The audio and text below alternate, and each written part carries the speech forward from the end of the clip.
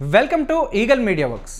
ఆంజనేయుని లాగానే వినాయకుడు కూడా గోటక బ్రహ్మచారి అని హిందూ సంప్రదాయంలో ఒక నమ్మకం. అయితే చాలా సందర్భాల్లో ఆయనకు ధర్మపత్నిగా వేరువేరు దేవతల పేర్లు వినిపిస్తూ ఉంటాయి. ఉత్తరాదిలో ఆయనను సిద్ధి, బుద్ధి అనే దేవతా సమేతంగా ఆరాధించడం కనిపిస్తుంది. అక్కడక్కడ వృద్ధి అనే మరో దేవత పేరు కూడా గణపతి ధర్మపత్నిగా వినిపిస్తుంది. కొన్ని చోట్ల అయితే లక్ష్మి లేదా సరస్వతీదేవి వినాయకునికి తోడుగా కనిపిస్తారు. కానీ చాలా అరుదుగా వినాయకి అనే సహచరి పేరు కూడా వినిపిస్తూ ఉంటుంది. వినాయకి అంటే వినాయకుని మరో రూపమా లేక ఇంకెవరన్నానా? మరి ఇందులో నిజమేంటో ఇప్పుడు చూద్దాం. గణేష్ని స్త్రీ రూపం అయిన వినాయకి ప్రతిమలు వేల సంవత్సరాల నుంచే ప్రాచుర్యంలో ఉన్నాయి. రాజస్థాన్లో లభించిన క్రీస్తు పూర్వం నాటి ఒక వినాయకి టెర్రకోట ప్రతిమను ఇందుకు ఉదాహరణగా చెబుతూ ఉంటారు.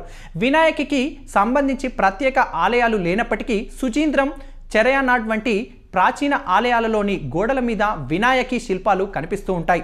వినాయకి గురించి జనబాహుల్యంలో పెద్దగా ప్రచారం లేనప్పటికీ పురాణాలలో మాత్రం ఈమె ప్రస్తావన తరచూ కనిపిస్తుంది. స్కాంద, మత్స్య, వాయు, లింగ పురాణాలలో వినాయకి గురించి కబుర్లు వినిపిస్తాయి. కొన్ని కథల ప్రకారం వినాయకి 9 మంది మాతృకలలో ఒకరు. మరికొన్ని కథనాల ప్రకారం ఆమె 64 మంది యోగినిలలో ఒకరు. వినాయకికి సంబంధించి అత్యంత ఆసక్తికరమైన స్పష్టమైన కథనం మాత్రం అంధకాసురుని వధ సందర్భంగా వినిపిస్తుంది. పరమేశ్వరుడు ఒకానొకప్పుడు లోకకంటకుడైన అంధకాసురుడు అనే రాక్షసుని వధించడానికి బయలుదేరాడు. కానీ అంధకాసురునికి ఒక చిత్రమైన వరం ఉంది. అదేమిటంటే అతని రక్తం నేల మీద పడగానే ప్రతి ఒక్క రక్తపు బొట్టు నుంచి ఒక్కో అంధకాసురుడు ఉద్భవిస్తాడు. అలా అంధకాసురుని రక్తం నేల మీద పడకుండా చూడటానికి ప్రతి ఒక్క దేవత నుంచి స్త్రీ స్వరూపాలు వెలికి వచ్చాయంట. అలా వినాయకుని నుంచి వెలికి వచ్చిన స్త్రీతత్వమే వినాయకి. గజానని, గణేశని, విఘ్నేశ్వరి ఇలా వినాయకికి వివిధ పేర్లు కనిపిస్తాయి. చాలా సందర్భాల్లో ఆమెకు వినాయకునికి మధ్య స్పష్టమైన సంబంధం చెప్పనప్పటికీ ఆమె రూపం మాత్రం అచ్చు వినాయకునిలాగే ఉండటం విశేషం. పరశు, గొడ్డలి, మోదకాలను ధరించిన వినాయకి రూపమే ప్రాచీన శిల్పాలలో కనిపిస్తుంది. వినాయకిని విఘ్నాలకు అధినేత్రిగా భావిస్తారు.